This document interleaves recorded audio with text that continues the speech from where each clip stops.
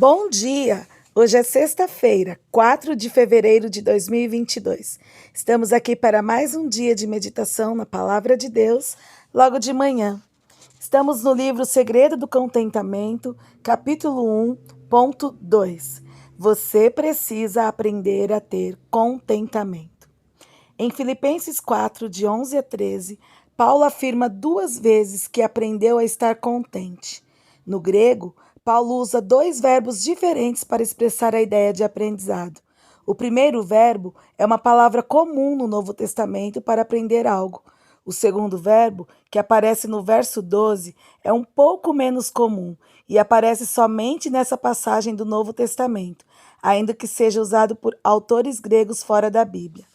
A declaração de Paulo a respeito do que aprendeu no verso 12 é também traduzida por aprendi o segredo. O verbo é a forma verbal do substantivo grego para mistério. Esse verbo era usado nas religiões de mistérios da Grécia e às vezes assumia o sentido de alguém ser iniciado naquelas religiões ao submeter-se a vários rituais. O uso que Paulo faz desse verbo indica que o contentamento não vem naturalmente.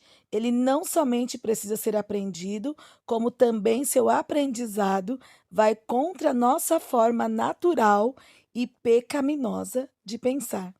Não podemos buscar o contentamento cristão da mesma forma que o mundo busca contentamento, nem da forma que somos naturalmente inclinados a buscá-lo.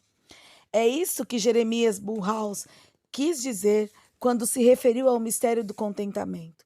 A ideia não é que o cristianismo seja algo sigiloso, como as religiões gregas de mistérios. Pelo contrário, a ideia é que o contentamento cristão e a forma como nós o buscamos vão contra o pensamento desta era e até mesmo vão contra o pensamento dos cristãos quando eles se deixam influenciar pela velha natureza pecaminosa.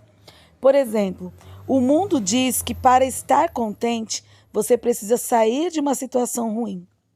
A Bíblia diz que devemos encontrar contentamento até mesmo em meio às circunstâncias mais difíceis.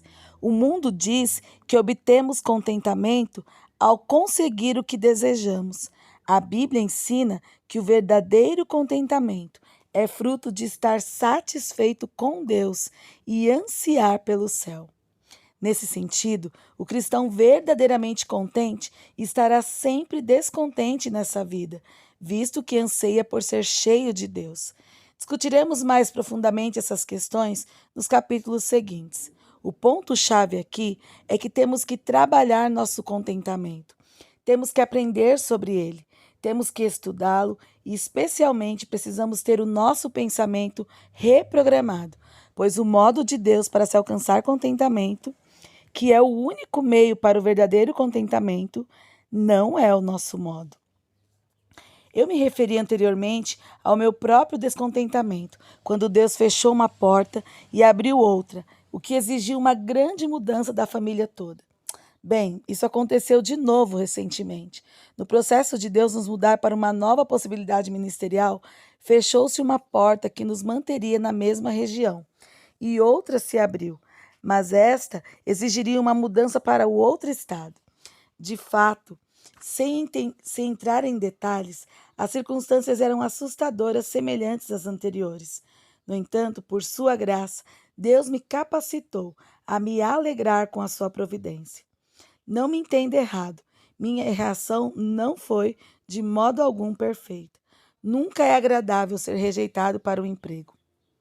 Como me escreveu um amigo que fora recentemente rejeitado, ele disse: eu queria dizer a vocês, vocês não sabem o que estão perdendo, mas o que eles também não sabiam era o quanto posso ser incompetente. Havia alguma ira, uma dor íntima e às vezes aguda. Entretanto, na maior parte do tempo, havia também uma alegria e um contentamento que enchiam meu coração.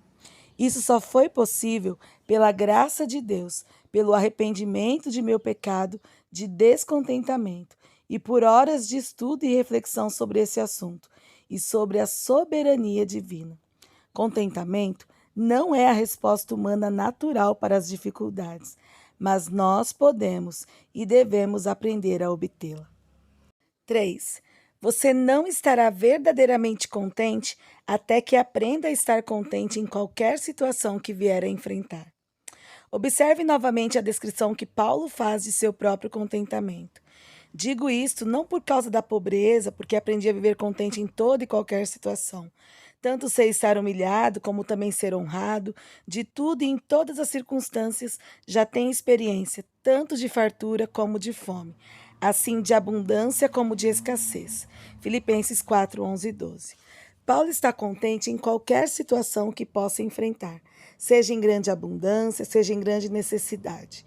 Da mesma forma, não teremos verdadeiramente alcançado o contentamento enquanto estivermos contentes em algumas circunstâncias, mas não em outras. O verdadeiro contentamento cristão requer que estejamos contentes em qualquer situação. Paulo começa dizendo que está contente na fartura e na abundância. Podemos pensar que é fácil estarmos contentes quando não estamos passando por situações difíceis, mas isso não é verdade.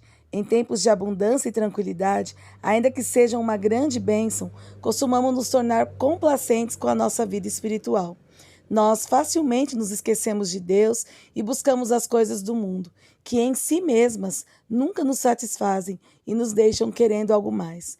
Precisamos nos guardar de um descontentamento ímpio quando a vida vai bem e Deus nos abençoa com boa saúde e com abundância de bens materiais. Nós também precisamos aprender a ter contentamento em tempos de necessidade. O cristão contente reconhece tanto a inevitabilidade quanto a importância das aflições. Paulo conhecia muito bem as dificuldades. Lembre-se de que ele estava preso quando escreveu esta carta. Ouça o que o Paulo diz aos Coríntios. Em tudo, recomendamos-nos a nós mesmos como ministros de Deus, na muita paciência, nas aflições, nas privações, nas angústias, nos açoites, nas prisões, nos tumultos, nos trabalhos, nas vigílias, nos jejuns, por honra e por desonra, por infâmia e por boa fama, como enganadores e sendo verdadeiros, como desconhecidos e entretanto bem conhecidos, como se estivéssemos morrendo e contudo eis que vivemos, como castigados, porém não mortos, entristecidos, mas sempre alegres, pobres, mas enriquecendo a muitos, nada tendo, mas possuindo tudo. 2 Coríntios 6, 4, 5 e 8 a 10. Podemos verdadeiramente dizer que quando estamos entristecidos, ainda nos alegramos. Quando somos pobres, contentando nos enriquecer a muitos, mesmo quando não temos nada, ainda possuímos tudo? As aflições virão. Isso é verdade para todos que vivem no mundo caído, principalmente para os cristãos que enfrentam outras dificuldades por serem seguidores de Cristo. Perseguição, autonegação, etc. Cristo chama seu povo a sofrer. Como escreve Brunhouse, Cristo não diz, identifique sua cruz como cruz. Ele diz, tome diariamente sua cruz. Paulo instrui Timóteo, ora, todos quantos querem viver piedosamente em Cristo Jesus serão perseguidos. 2 Timóteo 3,12. Reconhecer o caráter inevitável das dificuldades nos ajuda a encará-las com um certo grau de contentamento. As dificuldades, todavia, também ocupam um lugar em nossas vidas, pois Deus assim ordenou para que exaltássemos a Cristo. Ele usa as aflições para nos santificar, para nos tornar santos. Romanos 5, 3 a 5, Hebreus 12, de 4 a 12. As aflições, porém, só causarão esse efeito se nós as encararmos com certo grau de contentamento, aceitando-as como vindas das mãos de Deus. Quando uma pessoa vomita um remédio prescrito pelo médico para aliviar uma dor, além de o remédio não fazer efeito, pode indicar que há um problema mais sério. Da mesma forma, quando não conseguimos suportar as dificuldades que Deus nos dá, isso revela um problema mais profundo em nossa alma. Estamos em perigo espiritual. Precisamos reconhecer a providência de Deus em cada situação que enfrentamos, mesmo quando somos maltratados por homens ímpios. Essa foi a perspectiva de José quando disse a seus irmãos que o venderam como escravo. Vós, na verdade, intentastes o mal contra mim, porém Deus o tornou em bem. Gênesis 50, 20. Quando aceitamos todas as dificuldades como vindas das mãos do nosso Pai Celestial, crescemos em maturidade, santidade e contentamento. Além disso, precisamos aprender a estar contentes com todos os tipos de aflições, independentemente de seu tempo de duração. Às vezes, os cristãos são capazes de suportar um tipo de aflição, mas não outro. Muitos, por exemplo, dirão que estão dispostos a sofrer por amor a Cristo. Porém, torna-se mais difícil quando começamos a tratar de questões específicas, especialmente daquelas que mexem com os desejos do nosso coração. Estamos dispostos a suportar dificuldades que afetam nossa família, nosso trabalho ou nossos filhos? Frequentemente, a perda de alguém muito querido, seja cônjuge ou filho, leva a pessoa à ira, ao descontentamento ou mesmo à perda da fé. Em relação a esses tipos de aflições, também precisamos nos lembrar de que dificilmente elas vêm uma de cada vez. Normalmente vêm aos montes. Pense no sofrimento de Jó. As dificuldades também têm durações diferentes. Graças a Deus, muitas aflições vêm e vão rapidamente. Entretanto, outras duram bastante. Muitos cristãos são forçados a suportar por muitos anos doenças físicas, como dores de cabeça ou dores nas costas. Outros, como William Cowper, escritor de hinos, sofrem de uma depressão que dura quase a vida inteira.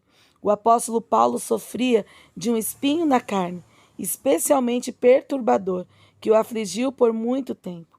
Ele suplicou 3 vezes a Deus que o retirasse, e embora pudesse, Deus decidiu não fazê-lo. Aquele espinho havia sido enviado para humilhar Paulo e para revelar o poder de Deus que opera na fraqueza humana. Aquele espinho tinha um propósito: trazer glória a Deus. Por quanto tempo estamos dispostos a suportar aflições? Podemos, como Paulo, reconhecer que elas vêm de Deus, mesmo que sejam mensageiros de Satanás, 2 Coríntios 12, 7. Pela graça de Deus e para a glória dele, estamos dispostos a perseverar durante as aflições? Nós não podemos escolher se queremos enfrentar dificuldades ou não, mas podemos escolher glorificar a Deus em contentamento ou desonrá-lo em amargura. Não vamos alcançar o contentamento somente se encontrarmos condições que nos são favoráveis. Nós o alcançaremos quando Deus moldar nosso espírito de acordo com as nossas condições.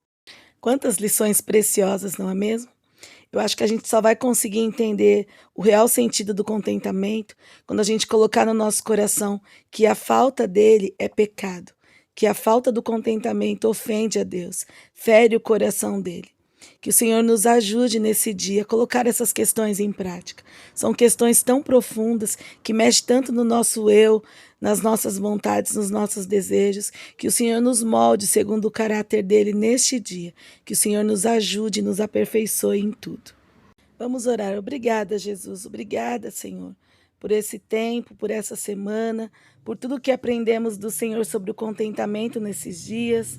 E rogamos em nome de Jesus que o Senhor nos dê, nesse tempo agora de final de semana, um momento de reflexão, de olharmos para a nossa vida, de modificarmos aquilo que precisamos, de nos dar alegria, Deus, em meio às dificuldades e vermos o Senhor em todas as situações e termos contentamento em todas elas. Sabemos que os dias são maus, que são dias difíceis, mas pedimos em nome de Jesus que o Senhor nos ajude, Pai. Nós precisamos do Senhor. Sem o Senhor nós não vamos conseguir. E pedimos perdão também, porque muitas vezes não nos esforçamos para termos um coração grato, um coração contente, um coração satisfeito. Cuida das minhas queridas, Pai, abençoe as suas famílias, que seja um tempo também de renovo e um tempo, Deus, de estarmos juntos com os nossos queridos. Em nome de Jesus. Amém. Amém, queridas. Deus abençoe. Um ótimo final de semana. E até segunda-feira, se o Senhor nos permitir. Tchau.